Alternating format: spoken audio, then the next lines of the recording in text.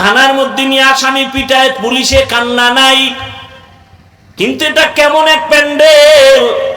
আল্লাহর প্রিয় বান্দারা যখন মুহাব্বতের বয়ান করেন জাহান্নামের আগুনের, 200 হাত দূরে বসে একটা যুবক হাউমাউ করে কান্না করে, বলো ওরে মারলো কে?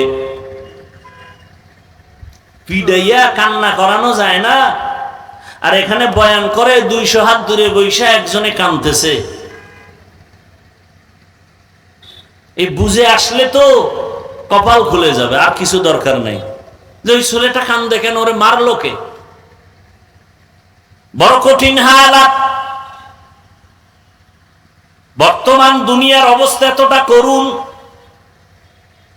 যে ঈমান নিয়ে মরব তো পরে, বেঁচে থাকাই কঠিন। ভাইরা আমার, আল্লাহ পাক রব্বুল আলামিন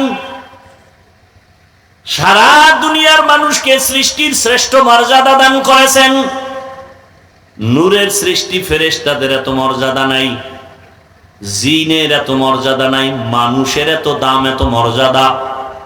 ওয়ালাকাদ কাররামনা বানি আদম ওয়া হামালনাহুম ফিল বাররি ওয়াল বাহরি ওয়া রাযাকনাহুম মিনাত তাইয়্যিবাত ওয়া ফাদ্দালনাহুম আলা কাসীরিম মিম্মান খালাকনা তাফদীলা।